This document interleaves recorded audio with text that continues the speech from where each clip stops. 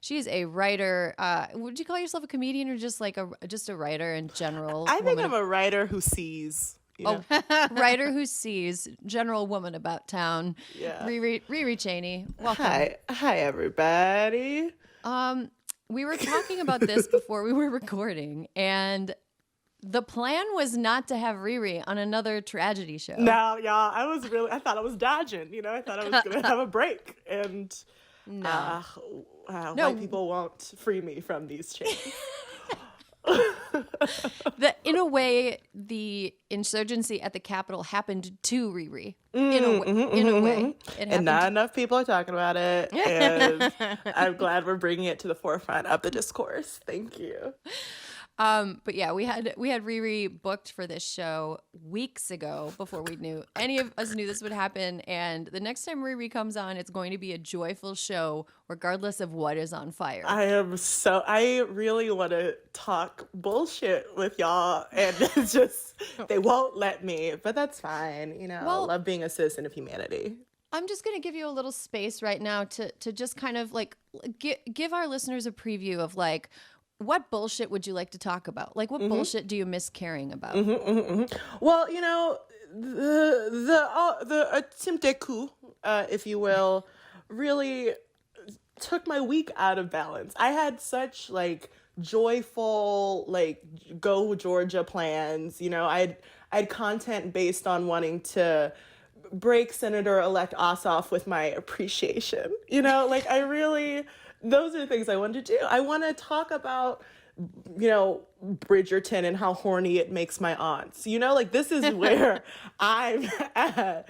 Unfortunately, I looked at Twitter during a break during work, and I was like, oh, they have breached. And we've been talking about, how to maintain a vigilance because of the multitudes of horror that have happened in 2020, 2021. It allows for a numbness, and you can feel detached from it. And I was definitely feeling that to an extent. But the way fascist Nazis work is that they'll find a way to get you, And so I want to scroll pictures of my friends' babies seeing snow and like everyone's still getting puppies to get through this next part of what's happening. But it's really difficult. It's difficult, being from Maryland. It's difficult that it feels so close, and that type of anger and, dissatisfaction and superiority feels very familiar to me. As well as, as part of me is like, this ain't my fight, there's a lot of people swinging the word we around. And I want to tell you, that's not me. This isn't on me. This is a disease that has been festering within white superiority and needs to be like dealt with over there. And it hurts to watch. It hurts, how targeted my friends have been, my Black friends, my Jewish friends, friends with hearts. That really hurts. And I wish I could just be on our bullshit, having mimosa Zoom brunches like the before times when it was just a pandemic we were dealing with.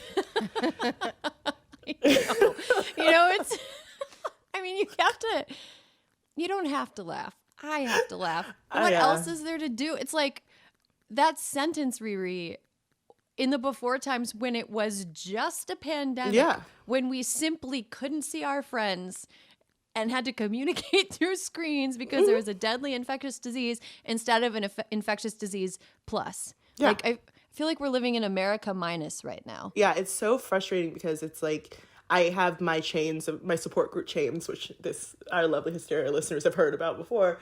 And all of them were no one wanting to engage in what this meant, because the conversation's happening. I will say I was surprised that like articles of impeachment have been filed. I was like, y'all are really going to do something about this? That's great. Like it was white criminals. Y'all still going to do something about this? Okay. I was like, that's dope. But no one had the capacity to really like talk about the weight of it and talk about like the use of the word democracy and how it resonates in other people and why that doesn't feel as strong. I don't feel as strongly about it because I don't feel as attached to that particular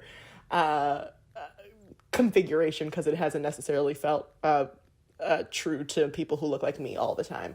But I don't have the space for it all the time. So it was just me and my friends reminding each other to drink water for 2 days. It was like, did you hydrate this morning? Did you take your vitamins? You know, like I saw the footage of them reenacting George Floyd's murder. So I had to cry and drink a lot of water. I drank 3 consecutive glasses of water because it was the only thing I could think of to do. Yeah. So I don't know. I don't know when we get to be stupid and laugh for the fun things again, you know? But I can find some joy in the fact that these people didn't wear masks because they don't care about other folk and like to believe in hoaxes, and therefore more of them are getting caught than probably would because they didn't learn the truth that their ancestors taught was wear those hoods. If you want to do Nazi shit, keep the hood on, baby. Like that's why these cops are getting got when they haven't historically gotten got for being Nazis, you know? Oh my God, Rheeqrheeq. So you kind of touched on like, you know, who these people were that were storming the Capitol. And there's been sort of like annoying discourse over the last week about who these people were. You know, like I think that a lot of times kind of the chattering class likes to characterize white supremacists as like backwood, hillbilly idiots. But like Alyssa, you and I were sort of talking about this earlier. Like they're not that. Like what type of person did you see when you were looking at footage? And do you think that like the stereotype or like the repeated idea that they're just like poor white dipshits is harmful to actually fixing the problem? Oh, definitely. Like on my timeline, no one is angrier than like white liberal dads because they're so angry. They're like, no, like they're just like doing face forward content rants. Like, look at these assholes. And it's like, you know, some of those people have graduate degrees. Some of those people arrived on private jets. Some of those people are CEOs of companies. It is not just, you know, make your own pellet community. You know, it is a variety, a diverse, if you will, body that decided that their lack of oppression could not be oppressed anymore. Oh yeah, like a real white rainbow. Yeah, it really was a melange of beige and melange, you know. And I think I am happy that it is more conversations of like, yeah, that marketing CEO guy, the woman who took her jet from Texas. Oh. That bitch, you know, the thing that was like, and I know like women supporting women, like, but those white women live streaming that shit. This is what's so wild to a lot of brown people is y'all are doing your crimes so publicly, and it just like hurts our feelings. Do you know how hard people try to hide crimes and scams, and y'all are just on live stream doing it? That's so dumb. But that is like the type of person who's like, this is content. Like, are you serious? Mm-hmm. I read a story about a theater former Atlanta area artistic director of a theater. Who I saw this too. Yeah, who was outed as a sexual predator or a sexual harasser, and in the course of 8 months went from I run a pretty lauded theater in Atlanta to I am now a fascist influencer in Florida. He was like, I have to move to Florida for my rights. You lived in Georgia. you like you could have held tight, bruv. There was enough to fight for there. You know, and that for me, I don't know if I mentioned theater lover, theater artist. That's an interesting course, you know? Yes, it is based in misogyny and like the feelings that like your body is my right, blah blah blah blah. But there are the swath of people who have been included in this coup narrative, I think is really great. I think a lot of I just voted him for financial reasons, bullshit of the 75 million people are going to be very inconvenienced by, you know, under the very coiffed beards are people with access and people with money and sons of judges that almost made it out of this whole thing, but he outed himself, bruh. Oh, God, I hope someone gives a masterclass on how to make it through a scam without telling your whole name to a news crew. Alyssa, what were your key takeaways when you were like watching what happened last week? Couple things just to set the scene. One, I worked in the Senate, and my husband was the majority. He was Harry Reid's chief of staff, majority leader and minority leader. So when this all started, what was it, Wednesday morning? I was on a FaceTime with my deputy for many years, Danielle, who also worked down the hall for me in the Senate, and Jessica and Fariel, all of us colleagues in the White House. And we were FaceTiming, like, look at this wild shit. This is crazy. These fucking stupid white assholes. Like, what do they think they're going to do? The Capitol's the safest building in the world. And I text my husband. I'm like, do you think this is going to be a thing? He's like, fuck that shit. The Capitol's at, like, Fort Knox. It's impossible to get in. And as we're on the FaceTime, me and the girls, they breach the Capitol. And what had turned into, like, aren't these the stupidest people you've ever seen, was like, yo, we got to get off. We can't make fun of this anymore. We got to watch the news. And it was just like, we couldn't, even though they had planned it, everybody knew it. I mean, the fact that anyone was talking for a hot minute after this was, as this was happening, that this was like some insurrection that nobody knew was going to happen, that's a fucking lie. Everybody knew. Like, as Naomi Ekperigin, one of our favorite co-hosts, said, these fuckers made merch. That required 10 to 14 business days to produce. T-Public knew. In a pandemic, honey, even with expedited shipping, we've been nuts. At least 3 weeks. At least 3 weeks. And so everybody knew. I think that what we have seen since is that there was, especially among Republicans, I think at the time, this like, this is fringe. It's not that bad. These were just some kooks that got together with megaphones. And what we have found out since then is that that is absolutely not the case. This was utterly coordinated. I'm sure you guys saw this, but Mickey Sherrill, I think I'm saying her name right, from New Jersey, Congresswoman, says that she has information that members of Congress actually gave reconnaissance tours the day before to some of these people. I saw that. And It's so gross. Every single day, it's gotten worse and worse, I think, of what we know. Whether it was listening to AOC's Instagram, where she talked about not even going to the safe space that they had for the members of Congress because she thought that the lunatic QAnoners would out her location. And she's totally right. Which they That were. she's They right. were. There was nothing extreme about what she was thinking. That was actually 100% true.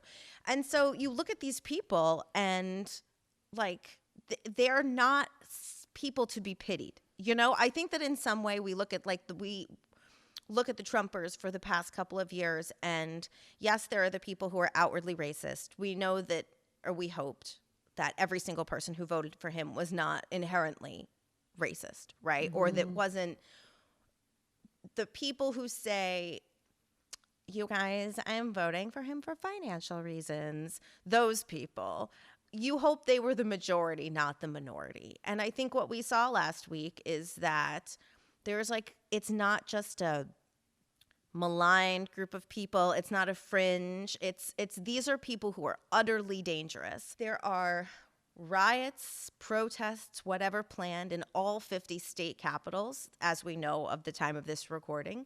And when you think about it, if you live on the East Coast, I personally am not really leaving the house right now because so many states have sent their National Guard to secure Washington for the inauguration. So it's like, well, who's up here? Yeah. Like, who's taking care of business up here?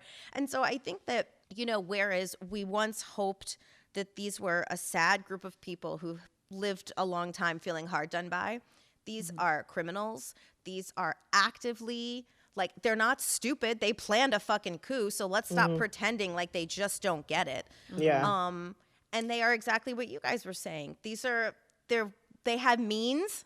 They have means. They got themselves down there. They stayed in hotels. And also, when people, if you've lived in D.C. for any period of time, you know where, like, the douchebags go to hang out, and it's like hotel lobbies. There were, to your point, Rhee, they were like they committed crimes, and then they went and had cocktails at the Marriott. Like, double bourbon, chilling. It wasn't even a joke with their Trump capes on. They were showing each other videos. Yeah. You know, it's really frustrating because, like, I was saying that about the travel of it all last week too. I was like, if you got points, bitch, you got money. So like, let's really pause this conversation that has been pushed about, like, let's have empathy for the economically insecure.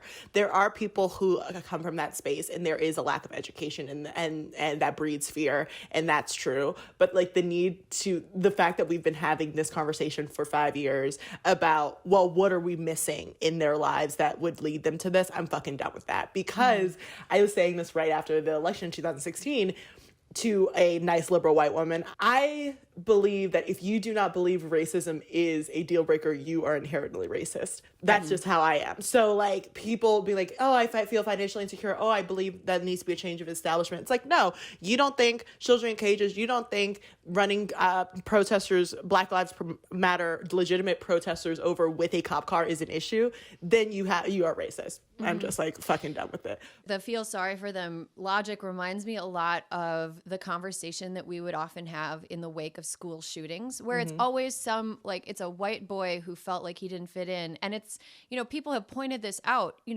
look, yes, it is an issue to not fit in, and that sucks. But if simply not fitting in or being bullied or being picked on was what caused violence, you would see a lot more trans kids shooting up schools. Like, why are they always white boys? And it's the same thing.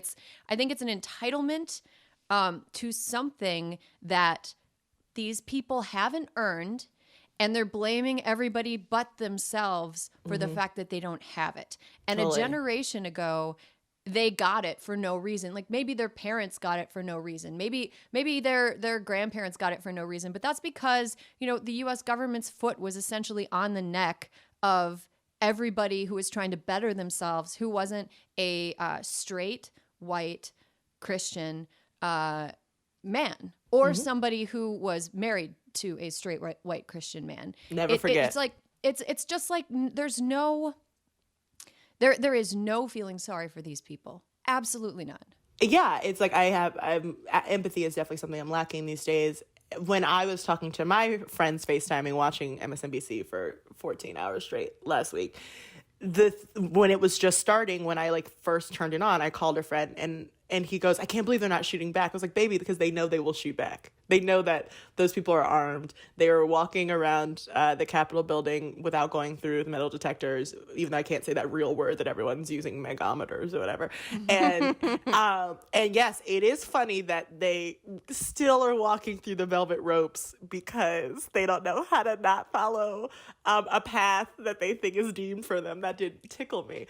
But those folk are armed, so the Capitol Police aren't going to shoot back at them. And whereas they are fine shooting into a black crowd because we know that if we were to raise arms, we would be full dead. So and everyone kept saying, and that was also a thing too on Wednesday.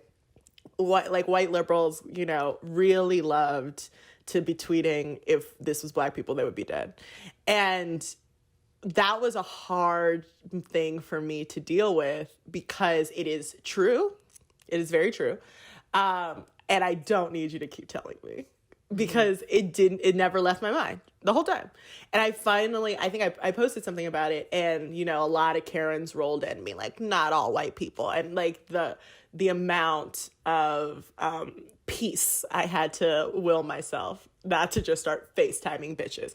But it is that it really hurt my feelings, but it also just hurt my soul because it's you could see, Deborah Messing really coming up with that tweet because she wants to show, they want to show that they are on the right side of history. But if that comes so quickly to you, please don't focus in on the fact that it would be violence against black people. Why don't you make the turn to, okay, A, to see it. So what does that mean that we need to do within the white community? What is accountability is what everyone accountability before unity apparently is the message in the communications office this week. And it's it's true, it is true, but it's very frustrating that it always has that the conversation about the worth of Black and brown lives is always somehow in play, even when we are not involved. The only Black folk you saw in there were people who have obviously been kicked out of the barbecue, as evidenced by their wig placements and their fade lines being wrong on their heads. So, like, I understood that reference. you did. I understood that reference. That I feel gold star, white merit badge for me today. I think, Riri, what you're saying about like people trying to kind of impress other liberals is I think it's sort of like a waste of energy. I mean, maybe this is just me wanting to be a piece of shit, because deep down inside at my core is like a little a piece of shit that turned into a diamond, you know? Beautiful baby. Immense pressure. No, I think that a lot of our attention should be focused on roasting these motherfuckers. Like, and I'm talking figuratively, not literally, because I am a Democrat, not a Republican. I don't want to actually do violence to people. That's so nice. Like, we should be tearing down the fact that these are, I mean, I wrote a piece for the Daily Beast this week calling them chicken shits and mama's boys, because that's what they are. Even the women are mama's boys. They're people who have always had somebody bailing them out. They're people who never have had to fear going up to a barricade and like just walking past it. They're people that treat the entire world like they're at an Olive Garden and they've been waiting 20 minutes for their entrees and their entrees haven't come, and the table that ordered after them has already gotten their entrees, and they're pretty mad at the waiter and they're going to leave a 10% tip, even though it's lunchtime and it's unlimited soup, salad, and breadsticks time, and it's very hard to be a waiter at the Olive Garden during that hour. That's like, these are the people we're dealing with. They are fucking McMansion hillbillies. Mm-hmm. They are grimy bumpkins. They are scum. And I don't think, I hate that like Hillary Clinton was dragged over the coals for calling them deplorables, because they are absolutely deplorable, terrible fucking human beings. I mean, Alyssa, is there anything like redeemable about these people, or do you like think that roasting is a good No, it's time to be roasted. I mean, these people had 4 years to prove that they weren't. It's like, think about it. They had 4 years to prove that they weren't kind of like what Hillary Clinton said, right? Yeah. No, we're just not Democrats. We voted for Republican. Donald Trump is different. Well, he turned out to be different in every possible worst way. He is a criminal. He is, one of the things that I had been thinking was he's gonna pardon all these guys. Like, the more people they arrest and charge before he leaves, they're going to pardon them. And I was getting all worked up about it. And my hubs made the best point. He's like, Alyssa, they don't have business suits on. They don't have money. He's like, Donald Trump's not going to pardon these people because he doesn't give a shit about these people. He used these people. And now they're done. He's like, so mark my words, he won't pardon them. And I was like, oh my God, that's probably true. Like, he is disgusting. And maybe at some point these folks will realize that he did use them, that once he can't be president, once he is hopefully impeached, that he never wanted them, never would have associated with them. I mean, you guys, the man never did a fucking rope line. He didn't touch these people. He didn't go and say, oh my God, I'm one of you. No. He was never one of them. He didn't feel their pain. He just wanted to be their fucking leader. And now they have breached the Capitol for him. I mean, guys, is there anything more both endearing and embarrassing than all the allied leaders being like, we'll send troops to the Capitol for the inauguration? It's like, thanks Angela, thanks Macron, thanks Trudeau, like, thanks Boris Johnson. But not Luxembourg. Luxembourg is giving us the cold shoulder. Because Luxembourg has some gardens to protect, and so those jardins don't take care of themselves. Exactly. I mean, Luxembourg, biggest balls in Europe, let's be honest. I mean, they're like, fuck turning you. down You know who else was pissed? Montenegro, because they were like, you fucking arm checked me at the first G20, and so fuck you for not letting me walk with my friends. What do you guys think is going to happen next week at the inauguration? Like, how are you feeling? Because I'm feeling this, I should be happy, We get the Senate back, and we have the House still. And it looks like the Republican Party is splintering in a way. I mean, just purely bloodless politics wise, the Republican Party is splintering so badly that it looks like, you know, somebody like Lisa Murkowski or Mitt Romney, who, by the way, many senators owe an apology to because he was the only one who voted for impeachment last time, and he was fucking right. You know, I wonder if there will be a couple of people who defect from the party and start caucusing as independents, or, you know, what's going to happen. So that's good. I should be happy that Kamala Harris is going to be the vice president. Like, that's so exciting. Yeah. But I'm very scared.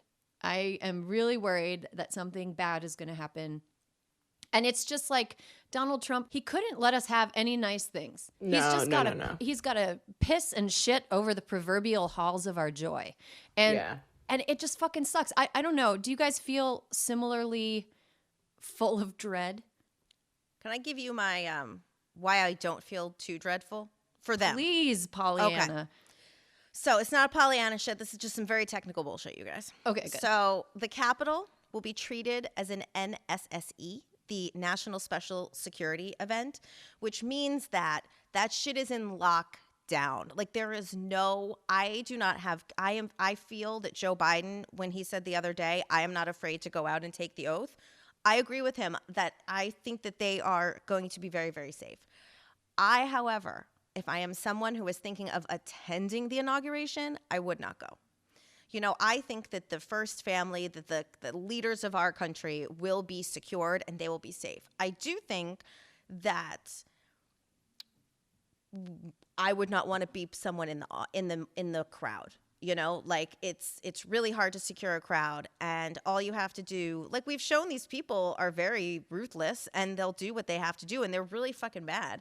So I think that I feel safe for our leaders, but if there's anyone listening who is thinking of going to the inauguration, I would say I probably wouldn't. I mean, Trump found a way to get someone to have lower attendance numbers for their inauguration than he did. I still think more people will show up. I know that's I'm more afraid of that too. I don't have, you know, insider knowledge like you do. I love it's so sexy when you like just say like letters. You guys, it's the gray hair and my knowledge. I'm officially a gray beard. I love it, honey. I'm very concerned about like Martin Luther King Day on Monday. Right. That feels like a real white target, you know? So that's really frustrating. I'd love to be happy, bro. Like, like I was here when the election results were called in November. I have so much merch that finally arrived from last time I was here. Yeah, I mean, it was always going to be a tainted joy, you know, because I am more liberal than this administration, but they got the job done, so that's awesome. And like, I'd rather have my foot on our elected leaders' necks rather than having to watch whatever prosecutions and procedure is going to have to go on around the bullshit that's going to happen. Not to mention, you know, everyone's been known about these militias and like these like homegrown militias, and so it's scary. I live in LA. I'm not immune to it. You know, a brown woman was attacked in Beverly Hills last Wednesday afternoon, and was injured and has emotional repercussions. And so I saw a lot of, you know, brown folk being like, stay inside. Like, this does not feel like my fight. Mm-hmm. My fight is I want to be able to have children in this country that don't get murdered. And this right here, this like labor pain, like white rage against even Republicans and other people because you're not being white enough, bro. That's not where my line is. So I'm telling my homies to stay the fuck at home. Right. And I hate that. I hate that I'm telling people to sheet cake, you know, but there is, I don't know, the elasticity of our capacity to sustain through the everything is tearing. It's torn. It's stitched together with shoelaces. So I'm tired. I haven't been sleeping well, but I did, last night watch Twilight. So we're really like counter programming with vampiric misogyny at every point. So I don't know. Yeah. You know what would be a real mind fuck is to watch Twilight and then the Christmas lesbian movie that Kristen Stewart was in. Just I like was thinking back about to it back. the whole time. Because she did that, she played Joan Jett in some movie. She didn't have any hair for a while. So it was very interesting watching the extensions not even touch, like really. And that's what I did on a Tuesday night. Y'all, she's single and she lives in Los Angeles. Look out.